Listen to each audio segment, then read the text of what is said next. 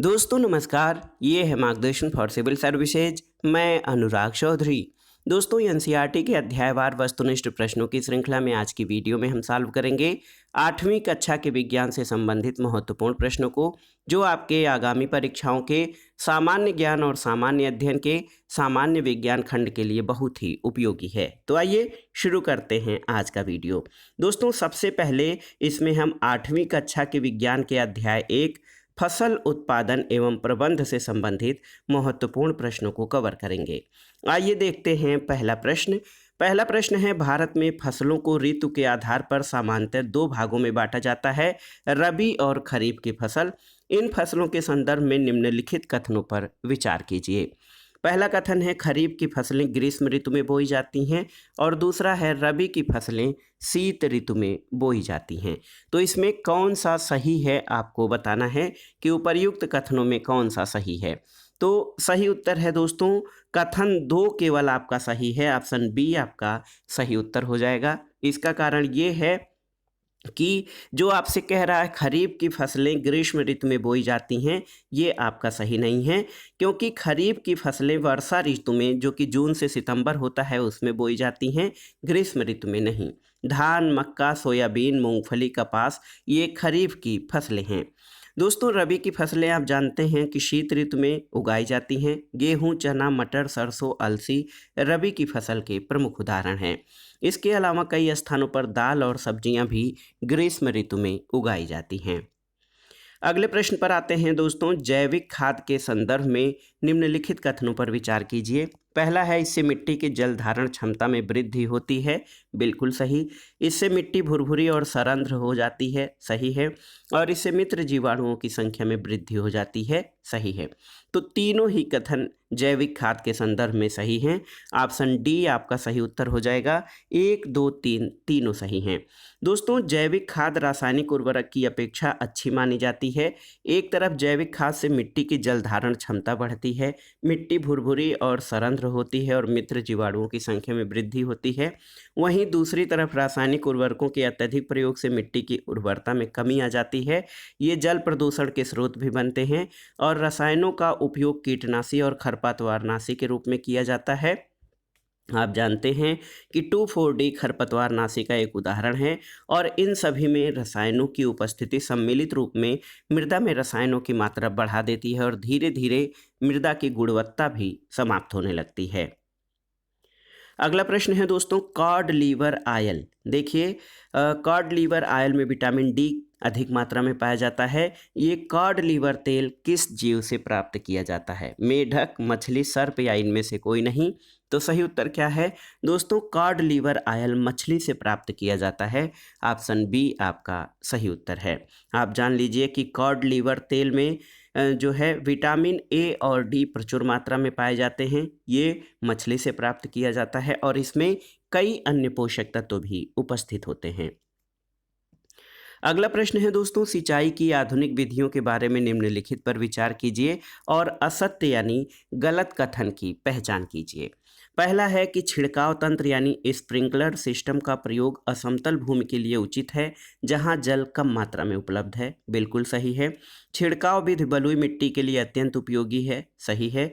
और तीसरा है, ड्रिप सिंचाई में जल बूंद बूंद पौधों की जड़ों में गिरता है, इसलिए यह फलदार पौधों बगीचों में पानी देने का सर्वोत्तम तरीका नहीं है। ये आपका सही नहीं है। और चौथा है, ड्रिप विधि में जल की बर्बादी नहीं होती, इसलिए ये जल की कमी वाले क्षेत्रों के लिए सर्वोत्तम है।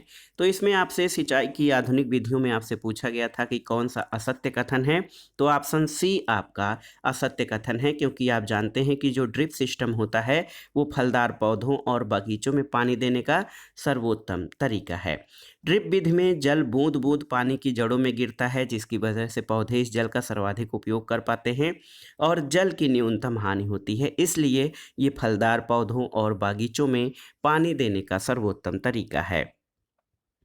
अगले प्रश्न पर आते हैं दोस्तों, खरपतवार से सुरक्षा के संबंध में निम्नलिखित कथनों पर विचार कीजिए। पहला है कि खरपतवार हटाने का सर्वोत्तम समय उनके पुष्पण और बीज बनने से पहले का होता है। दूसरा है खरपतवारनाशी के छिड़काव का सर्वोत्तम समय खरपतवार के पुष्पण और बीज बनने के बाद का होता है। तो इसमें कौन सा कथन सही है, कौन से सही नहीं है, आपसे पूछा गया है कि कौन से सही नहीं है। तो दो आपका सही नहीं है। दोस्तों आप जान लीजिए कि खरपतवार को हटाने का सबसे अच्छा समय उसके पुष्पण और बीज बनने के पहले का होता है, जिससे बीज के कारण खरपतवार पुनः नहीं उग पाते हैं। और जब बीज बनने के बाद आप खरपतवार को नष्ट करेंगे तो कुछ बीज मिट्टी में मिलकर पुनः वृद्धि करने लगते हैं, तो इससे खरपतवारों की संख्या पे कोई विशेष फर्क नहीं पड़ता है। अब आइए 8वीं कक्षा के विज्ञान के अध्याय 2 पर आते हैं, जो कि है सूक्ष्म जीव, मित्र और शत्रु। इस अध्याय से संबंधित प्रश्नों को देखते हैं। पहला प्रश्न है दोस्तों, सूक्ष्म जीवों और उनसे होने वाले विभिन्न रोगों के संदर्भ में निम्नलिखित कथनों पर विचार कीजिए। पहला कथन, आप आ जाइए पहले कथन पर कि चिकन पॉक्स और हेपेटाइटिस ए जो है विषाणु द्वारा होते हैं। तो इसमें देखिए सही है, बिल्कुल सही है। चिकन पॉक्स और हेपेटाइटिस ए विषाणु द्वारा होते हैं। टाइफाइड और खसरा जीवाणु द्वारा होने वाले रोग हैं, तो ये सही नहीं है, क्योंकि ये भी टाइफाइड और खसरा दोस्तों, ये टाइफाइड जीवाणु जबकि खसरा विषाणु के द्वारा होने वाला रोग है। तो ये कथन दो आपका सही नहीं है। अतिसार और मलेरिया प्रोटोजोआ द्वारा होते हैं, तो ये आपका सही हो जाएगा। तो 1 और 3 आपके सही उत्तर हो जाएंगे। दोस्तों 1 और 3 ऑप्शन सी सही उत्तर हो जाएगा। आप देख लीजिए कथन 1 और 3 सही हैं, 2 गलत है, क्योंकि खसरा जीवाणु द्वारा नहीं बल्कि विषाणु द्वारा होने वाला रोग है। जुकाम, इन्फ्लुएंजा और अधिकतर खांसी विषाणु द्वारा होते हैं। जानवरों में गाय के खुर और मुंह के रोग भी विषाणु द्वारा होते हैं। आइए इस चार्ट के माध्यम से सूक्ष्म जीव और उनसे होने वाले रोगों के और संचरण के तरीकों को देख लेते हैं। खसरा विषाणु द्वारा होता है और ये वायु द्वारा फैलता है। चिकन पॉक्स विषाणु द्वारा होता है वायु और सीधे संपर्क से। पोलियो विषाणु से होता है, वायु और जल के माध्यम से फैलता है। हेपेटाइटिस ए विषाणु से होता है जो कि जल के माध्यम से। क्षय रोग का कारक जीवाणु है, ये वायु के माध्यम से प्रवाहित होता है। हैजा का कारक जीवाणु है, ये जल और भोजन से। टाइफाइड जीवाणु से होता है जो कि जल से फैलता है। और इसी तरह मलेरिया आप जानते हैं कि प्रोटोजोआ से होता है और इसके वाहक मच्छर होते हैं। अतिसार प्रोटोजोआ से होता है और जल से इसका संक्रमण होता है। अगला प्रश्न है, निम्नलिखित पर विचार कीजिए। शैवाल, स्पाइरोगाइरा, प्रोटोजोआ, क्लेमाइडोमोनास और कवक राइजोपोस, इसमें से कौन से सही सुमेलित हैं आपको बताना है। तो देखिए शैवाल, स्पाइरोगाइरा और कवक राइजोपस, ब्रेड मोल्ड, ये 1 और 3 आपके सही सुमेलित हैं। ऑप्शन बी आपका सही उत्तर हो जाएगा। प्रोटोजोआ के सामान्य उदाहरण अमीबा और पैरामीशियम हैं। तो अमीबा और पैरामीशियम दोस्तों जो है ये प्रोटोजोआ के उदाहरण हैं, क्लेमाइडोमोनास नहीं। तो आप जान लीजिए कि क्लेमाइडोमोनास ये क्या है, ये शैवाल है। तो देखिए दोस्तों सूक्ष्म जीवों में स्पाइरोगाइरा और क्लेमाइडोमोनास शैवाल का उदाहरण है। प्रोटोजोआ के सामान्य उदाहरण अमीबा, पैरामीशियम हैं। राइजोपस या ब्रेड मोल्ड ये पेंसिलियम और एस्परजिलस कवक के उदाहरण हैं। सूक्ष्म जीव दोस्तों एक कोशिकीय हो सकते हैं जैसे कि जीवाणु। कुछ शैवाल और प्रोटोजोआ बहुकोशिकीय जैसे कि शैवाल और कवक। और कुछ सूक्ष्म जीव जैसे दूसरे सजीवों पर आश्रित होते हैं, जबकि कुछ अन्य स्वतंत्र रूप से पाए जाते हैं। अमीबा जैसा सूक्ष्म जीव अकेले रह सकता है, जबकि कवक और जीवाणु समूह में रहते हैं। अगला प्रश्न आते हैं दोस्तों, दूध से दही बनने की प्रक्रिया में किस सूक्ष्म जीव की आवश्यकता होती है? जीवाणु, कवक, विषाणु या इनमें से कोई नहीं? तो सही उत्तर है जीवाणु। दोस्तों दूध से दही बनने की प्रक्रिया में जीवाणु की आवश्यकता होती है। दही में अनेक सूक्ष्म जीव पाए जाते हैं, जिनमें लैक्टोबैसिलस नामक जीवाणु प्रमुख है, जो दूध में जनन कर उसे दही में परिवर्तित कर देते हैं। जीवाणु पनीर, अचार और अनेक खाद्य पदार्थों के निर्माण में सहायक हैं। अगला प्रश्न है, खाद्य पदार्थों में मिलाए जाने के बाद अपनी श्वसन प्रक्रिया में खमीर यानी ईस्ट निम्नलिखित में से क्या उत्पादित करते हैं? आपको बताना है। ऑक्सीजन, कार्बन डाइऑक्साइड, नाइट्रोजन या इनमें से कोई नहीं? तो सही उत्तर है कार्बन डाइऑक्साइड। दोस्तों खाद्य पदार्थों में मिलाए जाने के बाद खमीर यानी ईस्ट तीव्र गति से जनन करते हैं, अपनी श्वसन प्रक्रिया में कार्बन डाइऑक्साइड उत्पादित करते हैं और गैस के बुलबुले खमीर वाले खाद्य पदार्थ का आयतन बढ़ा देते हैं और बेकिंग उद्योग में खमीर के उपयोग का आधार है, जिसमें ब्रेड, पेस्ट्री और केक बनाए जाते हैं।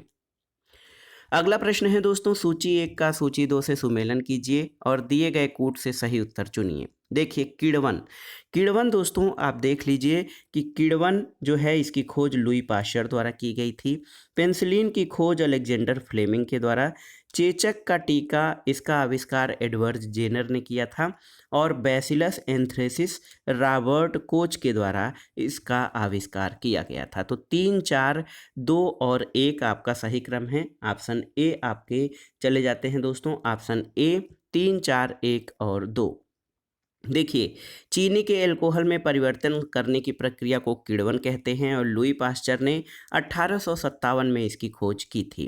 पेनिसिलिन की खोज 1929 में अलेक्जेंडर फ्लेमिंग के द्वारा की गई थी। पेनिसिलिन एक एंटीबायोटिक यानी प्रतिजैविक है जो बीमारी पैदा करने वाले सूक्ष्मजीवों को नष्ट करता है। स्ट्रेप्टोमाइसिन, टेट्रासाइक्लिन और एंथ्रामाइसिन सामान्य रूप से प्रयोग किए जाने वाले एंटीबायोटिक हैं जिन्हें कवक और जीवाणुओं से उत्पादित किया जाता है।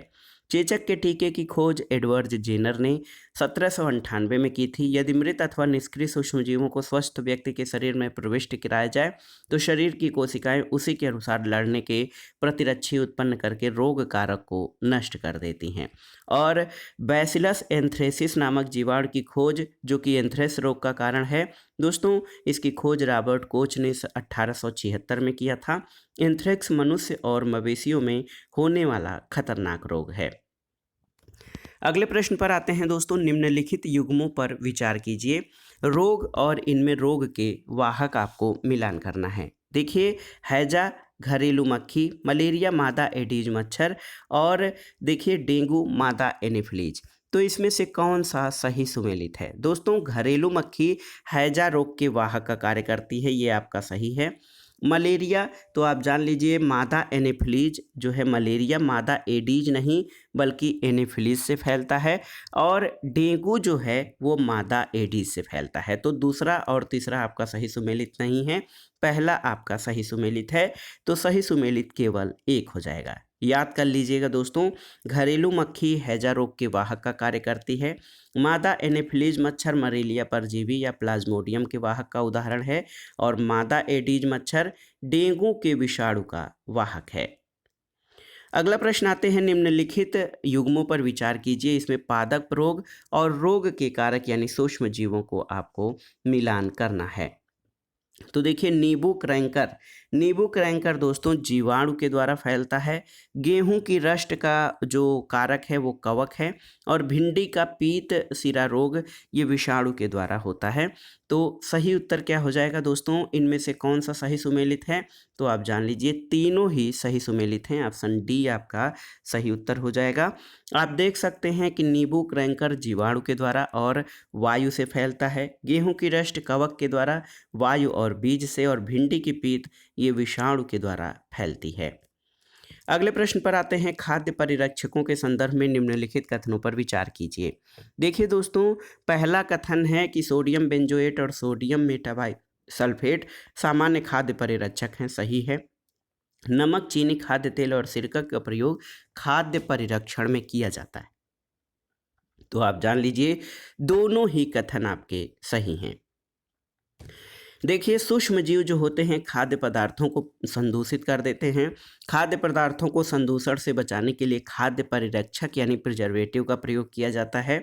सोडियम बेंजोएट और सोडियम मेटाबाइसल्फाइड सामान्य परिरक्षक हैं।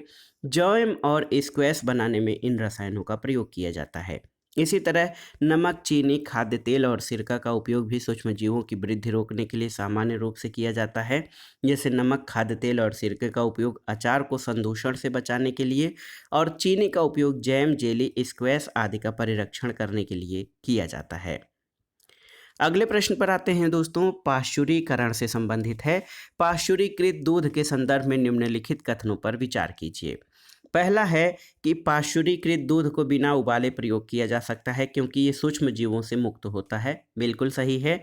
और दूसरा है दूध को पाश्चुरीकृत करने के लिए 70 डिग्री सेंटीग्रेड पर 15 से 30 मिनट के लिए गर्म करते हैं और फिर एकाएक ठंडा करके उसका भंडारण कर लेते हैं। तो आप देखिए ये आपका सही नहीं है। क्यों? इसका कारण ये है कि पाश्चुरीकृत करने के लिए दूध को 70 डिग्री सेंटीग्रेड पर 15 से 30 मिनट नहीं बल्कि 15 से 30 सेकंड के लिए गर्म करते हैं और फिर एकाएक ठंडा करके उसका भंडारण कर लेते हैं। तो कथन 2 आपका गलत हो जाएगा, कथन 1 सही है। ऑप्शन ए यानी केवल 1 आपका सही हो जाएगा। दोस्तों, पाश्चुरीकरण प्रक्रिया की खोज लुई पाश्चर नामक वैज्ञानिक ने की थी और इनके नाम पर ही इस प्रक्रिया को पाश्चुरीकरण कहा जाता है। अगले प्रश्न पर आते हैं दोस्तों। ये प्रश्न बहुत ही इंपॉर्टेंट है।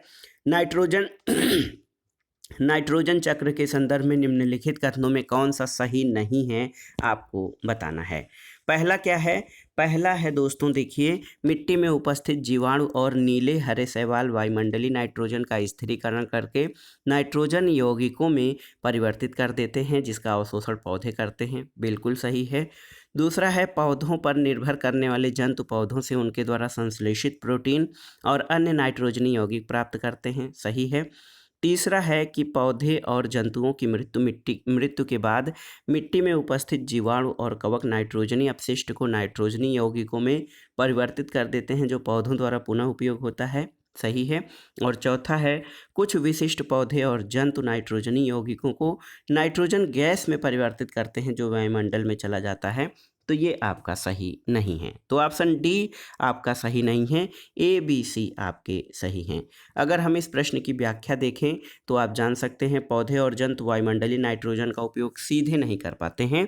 मिट्टी में उपस्थित जीवाणु जैसे राइजोबियम, नील हरे शैवाल और कभी कभी तड़ित विद्युत द्वारा वायुमंडल की नाइट्रोजन का स्थिरीकरण करके नाइट्रोजनी यौगिकों में परिवर्तित किया जाता है और पौधे इन यौगिकों का अवशोषण करके प्रोटीन और अन्य यौगिकों का संश्लेषण करते हैं जिसका प्रयोग पौधों पर निर्भर जंतुओं द्वारा किया जाता है। पौधों और जंतुओं की मृत्यु के बाद मिट्टी में उपस्थित जीवाणुओं और कवकों द्वारा नाइट्रोजनी अपशिष्ट का नाइट्रोजनी यौगिकों में परिवर्तन कर दिया जाता है जिसका उपयोग पौधे पुनः करते हैं। नाइट्रोजन चक्र के अंतिम चरण में कुछ विशिष्ट जीवाणुओं द्वारा नाइट्रोजन यौगिकों को नाइट्रोजन गैस में परिवर्तित किया जाता है। परिणामतः वायुमंडल में नाइट्रोजन की मात्रा लगभग स्थिर रहती है। और तीसरा है कि नाइट्रोजन सभी जीवों का आवश्यक संगठक है जो कि प्रोटीन, पर्णहरित, न्यूक्लिक एसिड और विटामिन में उपस्थित रहता है। अब आइए दोस्तों आगे बढ़ते हैं। 8वीं कक्षा के विज्ञान से संबंधित अध्याय 3 जो है संश्लेषित रेशे यानी सिंथेटिक फाइबर और प्लास्टिक, इससे संबंधित जो महत्वपूर्ण प्रश्न बन सकते हैं उनको आइए देख लेते हैं।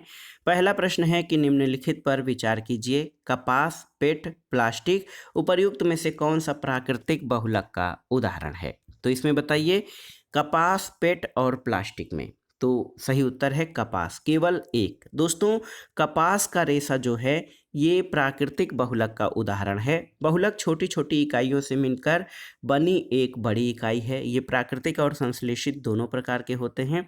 कपास एक प्राकृतिक बहुलक है जिसको सेलुलोज कहा जाता है। सेलुलोज बड़ी संख्या में ग्लूकोज इकाइयों द्वारा निर्मित होता है और ऊन, रेशम और चमड़ा भी प्राकृतिक बहुलक के उदाहरण हैं। दोस्तों संश्लेषित रेशे पेट्रो रसायनों के रासायनिक प्रक्रमण से प्राप्त होते हैं और पेट जो होता है ये एक संश्लेषित बहुलक है जो पॉलिएस्टर का सुपरिचित उदाहरण है। इसका उपयोग बोतल, बर्तन, फिल्म, तार और अन्य उपयोगी पदार्थों के निर्माण में किया जाता है। इसके अलावा संश्लेषित रेशों की तरह प्लास्टिक भी एक बहुलक है। पॉलीथीन यानी पॉली प्लस एथीन प्लास्टिक का उदाहरण है। प्लास्टिक अपघटित होने में कई वर्ष ले लेता है, इसलिए ये पर्यावरण हितैषी नहीं है। अगला प्रश्न है सूची 1 का सूची 2 से मिलान करिए। देखिए इसमें रेयान, नायलॉन, टेरिलीन और एक्रिलिक का जो है आपको करना है। रेयान ये कृत्रिम रेशम कहलाता है। नायलॉन इसका निर्माण कोयले, जल और वायु से किया जाता है।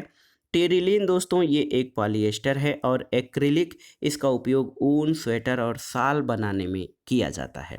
तो इस तरह से सही सुमेलन आपका हो जाएगा 2, 1, 3 और 4। तो सही विकल्प आप देखिए 2, 1, 3 और 4 ऑप्शन ए आपका सही उत्तर हो जाएगा। आप देखिए दोस्तों, रेयान जो है नायलॉन, टेरिलीन और एक्रिलिन ये सभी संश्लेषित रेशे हैं। रेयान कृत्रिम रेशम कहलाता है। इसे काष्ठ लुगदी के रासायनिक उपचार से प्राप्त किया जाता है। ये रेशम से सस्ता होता है। नायलॉन का निर्माण कोयले, जल और वायु से किया जाता है। ये प्रथम पूर्ण रूप से संश्लेषित रेशा है। प्रबलता के मामले में एक नायलॉन का तार इस्पात के तार से अधिक प्रबल होता है। टेरिलीन एक लोकप्रिय पॉलिएस्टर है। पॉलिएस्टर रेशों में निर्मित कपड़ों पर आसानी से सिलवटें नहीं पड़ती हैं। और एक्रिलिक का उपयोग ऊन, स्वेटर, शाल, कंबल बनाने में किया जाता है और इससे बनी वस्तुएं कीमत में सस्ती होती हैं। इनका रख रखाव आसान होता है। अगला प्रश्न है दोस्तों, आग बुझाने वाले कर्मचारियों के परिधानों पर एक परत चढ़ी होती है जो उसे अग्निरोधक बनाती है। ये परत किसकी होती है? देखिए, मेलामाइन, बेकेलाइट, पॉलिएस्टर या टेफ्लॉन। तो सही उत्तर है मेलामाइन। आप देख सकते हैं दोस्तों, आग बुझाने वाले कर्मचारियों का जो ड्रेस होता है उस पर मेलामाइन नामक प्लास्टिक की परत चढ़ी होती है। मेलामाइन आग का प्रतिरोधक है और अन्य प्लास्टिक की अपेक्षा ऊष्मा को सहने की अधिक क्षमता रखता है। बैकेलाइट ऊष्मा और विद्युत का कुचालक है। ये बिजली के स्विच, विभिन्न बर्तनों के हत्थे आदि बनाने के काम में आता है। पॉलिएस्टर एस्टर की इकाइयों की पुनरावृत्ति से बना होता है। एस्टर वे रसायन हैं जो फलों को उनकी गंध प्रदान करते हैं। और टेफ्लॉन दोस्तों एक विशिष्ट प्लास्टिक है जिस पर तेल और जल नहीं चिपकता है और ये भोजन के पात्रों पर न चिपकने वाली परत बनाने के काम में आता है। तो आप जान लीजिए कि मेलामाइन आग बुझाने वाले कर्मचारियों के परिधानों पर चढ़ी हुई परत होती है।